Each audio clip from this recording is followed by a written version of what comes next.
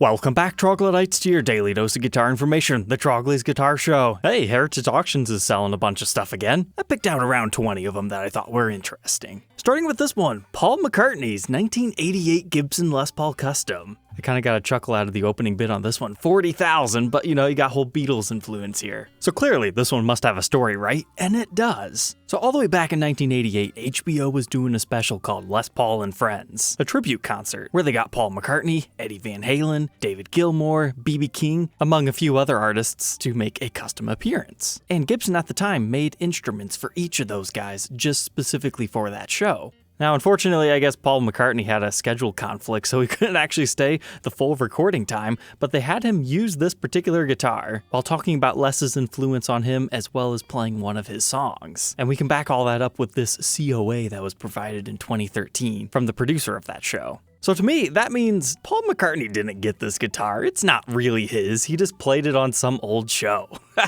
which, you know, sometimes can equal value. But just look at this thing. It is absolutely minty. You can definitely tell from the headstock being all white yet that this thing has not seen major use since. But some interesting elements here is the pickguard has Paul McCartney's name on here and the date of production, 8/18 of 88. But being a 1988, that's a really cool time in Gibson history for pickups anyways. Did you see these giant screws right here? That means we have the then new HBL, HBR, Bill Lawrence, the original pickups in here. So opening bid with buyer's premiums, 50 grand. I don't know about that one. We'll have to see. Next up is one that I find personally more exciting. Here's a Dave Grohl 335 prototype in the gold finish. I vaguely remember seeing this. I think it was at that Texas guitar show. They were like previewing this particular one, and I thought that'd be interesting. So here it is, guys. It's his prototype. Now, it's not the original prototype of the initial run of these, which would be infinitely more cool, but a prototype nonetheless of a hugely popular model. And we've got the signatures of the band members on here. It's not just Dave Grohl. You've got Pat Schmier and all the other ones here as well. If you want to learn more about these, I actually have a full review and demo of this particular color, which I've always hated until I had it in person. Before then, it was blue or bust.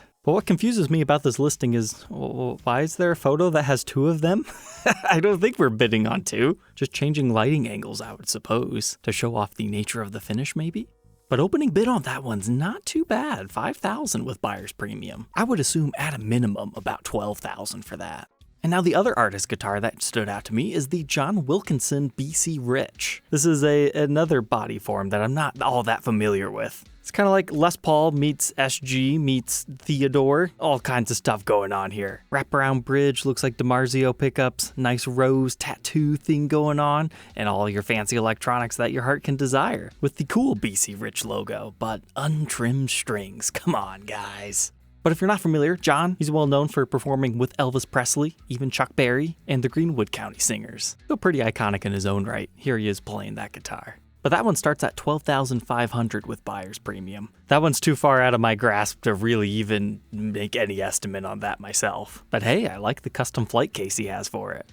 So now we get into the more normal guitars, but we're going to start this off with the one I'm tempted to bid on and buy. Take a look at this one, 1993 Custom Shop Explorer. Starting bid at $1,875. At first I thought, yeah, that's a mod job. That can't be original, right? But then sure enough, you look on the back, you zoom in here, there it is, my friends, Custom Shop Edition, meaning it was a limited edition of some sort. So if you're wondering why this one didn't say original for being a one-off, it's because, you know, it was a series. Now that could be faked. It really could be. It's not that hard. They sell those decals on eBay, so you still have to be careful. But according to these guys, they called Gibson and it was made for the NAMM show in 1993. And it was a one-of-one creation by the Gibson Custom Shop. I'm not so sure about that because Custom Shop Edition does not mean it is a custom shop guitar. I guess it really depends when the NAMM show was in 1993. Was it summer? Was it winter? I'm not even sure if they were doing that back then because the custom shop as we know it today didn't open till very late 1993. But most likely this is just a regular 1993 Gibson USA Explorer with a custom paint by the factory.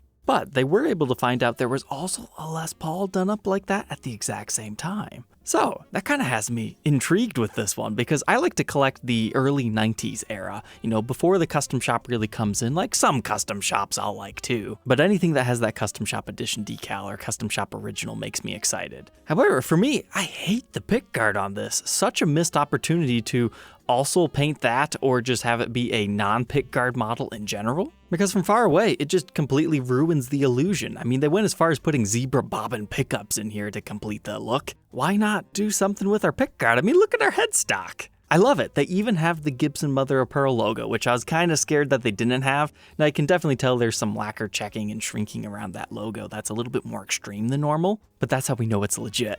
Like, imagine if they would have, like, striped the fretboard or something. But when you flip it over to the back, this looks so infinitely better than the top because you don't have the pickguard ruining everything. I mean, it looks like some other crazy 80s hair metal type thing. I mean, in 1993, they were kind of after that stage, I guess you could say. So it might have been out of place at that time, but that's a cool piece. I'm interested in it. Next up, the 68 L5C was quite fascinating. Starting off at a very conservative bit amount, this L5 has a Charlie Christian pickup in it, which automatically makes it cool. Now, it looks like somebody had something else in it at one point in time, like maybe they had a floating bridge pickup or something because we've got an additional hole, but that's a nice looking L5. I especially love the old flower pot logos on these things. They just look a little bit cooler than the modern day ones. Flip over to the back and hey, it's not too shabby back here either. Double wood grainage. Next up, we get to the flagship models of this auction. Well, at least they're the ones on the cover anyways. We've got a 1960 ES355 in a beautiful, very vibrant yet cherry finish. That's actually quite nice. The Bigsby's well worn, but you get your Veritone and all the other good stuff. It's a very iconic guitar in its own right, but I definitely prefer limited editions over like the really expensive original stuff, at least right now. But I'd say the 62 Epiphone Sheraton's actually maybe just a tad bit cooler because it's quirky. So starting at $5,000, what's cool about this? We get mini humbuckers in gold. I don't know why the bridge is upside down, but it is. Also, the bridge is upside down. Double whammy! But you get the cool Epiphone vibrola, cool Epi pickguard, the interesting Sheraton inlays, but it's all about that headstock for me. You get your cool flowers, and I just love the bold Epiphone logo. That looks great. I mean, this was back when Epiphone meant business and wasn't just an Asian import version of Gibson's. Next up, a 1960 Rickenbacker 375F Fireglo. Well, apparently it's valuable. I'm not sure I've ever seen this one before. So we got the 3 toaster pickups in here. It's a semi-hollow construction. Looks like we've got the checkerboard binding, so that's cruise control for cool. Then we've got these giant knobs on it. They look pretty sweet. And as far as the rest of this goes, regular Rickenbacker stuff with a pretty plain but well-maintained back. This might be one of the coolest budget guitars within the series. It's a 1991 Fender Stratocaster in purple with a Moto pickguard. What's not to love? But okay. That's not Moto. That's real celluloid stuff. That's why all of our screws are rusty. That's why we've got the verdigris going on here. That's why our frets are being absolutely destroyed. Whoever buys that guitar, unfortunately, you're gonna have to take that pickguard off and replace it. It's just like my Firebird collection. It just happens due to the off-gassing of this material. But it also helps us know just by looking at it, that screw and that screw definitely have been replaced. Probably this one as well. But the celluloid and the purple looks really good on this together, and early 90s Stratocasters are pretty interesting. Looks like we've got the matching tuner tips here. Oh man, even the backplate was made of the same, and we can tell definitely 2 replaced screws. But this does not appear to have been a custom shop of any sort. Custom color American Stratocaster. The hardware has been changed and the pickguard is a replacement. I'm almost curious, are they right on that? Is this some sort of a parts caster that somebody made and refinished, or was this a special model? Because that looks exactly like what a 1990 celluloid pickguard would look like today if it was locked up in a case. Next up, we've got a 95 G&L ASAT Z3. I thought I'd point this one out because A, semi-hollow Telecaster, that's cool. B, bound telly with a blue sparkle finish, that's nice. But then look at these pickups. Like, I've seen these split single coil pickups before, but not quite exactly like those ones. They're interesting. Now, if you're a Fender purist and you want something like that in your Fender lineup, check out one of the Helicasters. You can learn more in this video. But you get your matching headstock up here, and the back looks like that. Next up, a backer from '87. It's one of those 12 strings that has 100 million tuners built in there. But I thought this one was fascinating because I've never seen this blue finish used before. But then again, I don't look at Rickenbackers too much, but we have documented a few. If you want to look at a 12-string, check that out here. Speaking of blue, here's one from '96. That's more of a turquoise light blue color, and a 6-string variation this time. However, those inlays look a little bit different than what I'm used to on the Rickenbackers. Generally, those are a little bit larger and not as rounded off down there. That's interesting. And the back's pretty much all the same. Now we've got a Gadow Custom hollow sunburst semi-hollow body. That's confusing.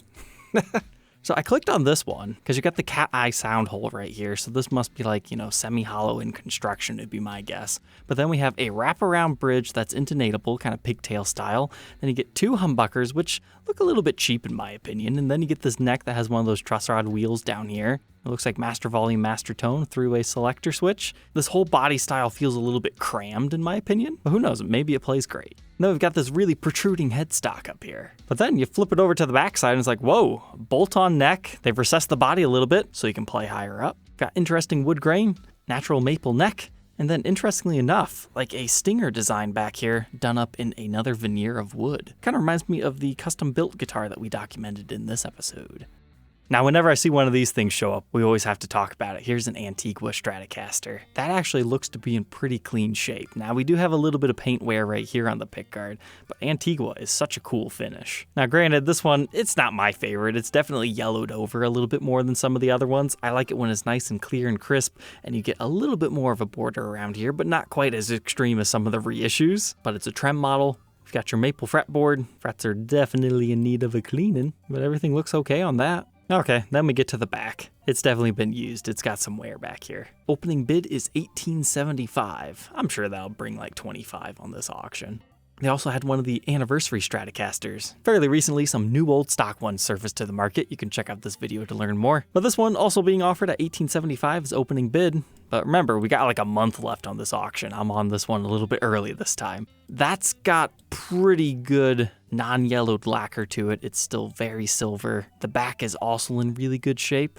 Next, we have an all-gold Stratocaster from 1989. So apparently this was a limited edition of 500. Fender did a whole bunch of stuff in the late 80s, early 90s. This kind of reminds me of my Coppercaster from Trade Tuesday, except for instead of being copper, it's gold, and you've got the anodized aluminum gold pickguard here. Just like most of the guitars in this collection, doesn't look like they get the treating of setting up the frets and polishing them up. They just get sold as is, because those frets are pretty bad. But we've got the gold tunas and the all gold body.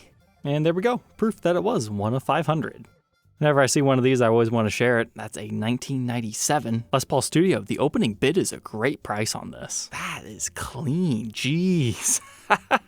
The gold hardware is like nearly perfect on that. Now, I know it seems weird to say a 90s era Studio is collectible, but these ebony fretboard version ones, they're very desirable. Something this clean is something I would consider, for my future museum, because that's just a pretty nice example.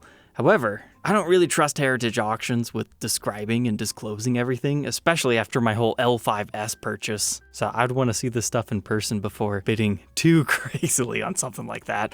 I mean, up to $1,500, it's a no-brainer on this one. But if you want collector premium $2,250, $2,500, yeah, you might want to look at that thing in person. This auction also features a Les Paul Supreme. Obviously, $1,562 is a no-brainer on a Supreme. Oh my goodness, is that a fake?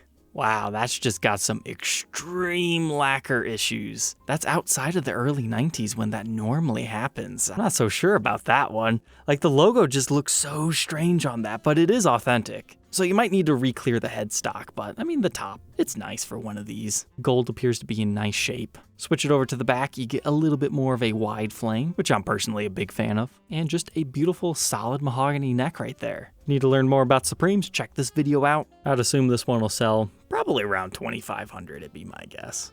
You go from beautiful Les Paul to freak oddball guitar. I can always tell people who have played a reverse flying V versus the people who just see it on the internet and write it off as a dumb guitar. Once you play one of these things, you will get it. They are fantastic. fantastic because the way this rests against your body, it feels good. You feel the vibrations of the entire instrument. There's so much wood surrounding your neck pickup, it changes the tone of it. Don't knock these things until you actually try one and own it. You'll understand the mystique behind the reverse flying V. But this is one of the white ones, and what I like about the Arctic white ones is the fact they get ebony fretboards. Let's see, only $875? I mean, that's at least gonna get $2,000. There was a Paul Reed Smith that caught my eye, a custom 22 in silver. Something about the silver top with the natural back and side, it kind of harkens back to the gold tops of the Gibson Les Paul world, but it's silver. I like it because you got the swoop right here and you can see everything going on. But you have the gold accents here, so it's kind of almost rose goldy. Looks like some choice mother of pearl, maybe potentially abalone. I mean, that's got a lot of color in it. And then a matching headstock here. The whole silver gold aesthetic here is nice, but then the back's just all natural. They also had one of those Government Series 2 Explorers. Very low opening bid, but generally that's how you want to do it. But there's finish loss on it. Any amount of wear on these instant future collectible guitars, as everyone was calling them back then, will devalue them significantly. And this is a Series 2. Series 1 is a little bit more desirable because they get the cool green cases that the demo shop has been somehow sending them out with other guitars recently. Here we have a backstage pass and a guitar to see Brian Setzer. That is, if you can time travel. I honestly didn't care about any of the other stuff. Sure, it's cool that the rockabilly guy signed it, but I just liked the top of this Gretsch. I thought it looked pretty cool. It appears it has like a pearloid glistening to it, potentially. Then you've got your TV Jones style pickups here, some sort of maybe a roller bridge, and your regular controls. It's just kind of a fascinating Gretsch. But how much are they wanting for this? Well, opening bid's pretty low, $625. And to wrap things up tonight, we've got the Christmas tree guitar, the B52 signed Godin Switch electric guitar. Very low opening bid, $1, but with buyer's premium, there's a minimum in there obviously, $50. I'd buy that for $1. I don't know anything about this guitar. Seeing as we've got the Wilkinson brand pickups in here, I don't think it's going to be anything too terribly expensive. But signed by the B52s, Rock Lobsterin', yeah, that's pretty cool to me. It's an interesting spaceship-like design. I would review and demo this guitar. It's got enough to talk about. It's just called the Switch by Vibracell. Direct competition to Duracell. I'll be honest, don't know anything about them, but they certainly make some interesting guitars. Some weird neon green single cut, but yet double cut at the same time. Kind of looks like a Majesty or something. This one has even more Majesty vibes, which if you don't know what a Majesty is, you can check out my opinion of one. And now a more formal single cut that's been elongated. Yeah, so that tells me this is probably a $250 guitar at max. I mean, triple P90s makes it really cool. Alright, Troglodytes, I hope you enjoyed checking out my top picks of the upcoming Heritage auction. Feel free to check them out yourself if you want. I don't care. I'm not sponsored by these guys. But sometimes they do come across some interesting guitars. Thank you for tuning in. Don't forget to like, comment, and subscribe, and we will catch you tomorrow on the next one. Take care.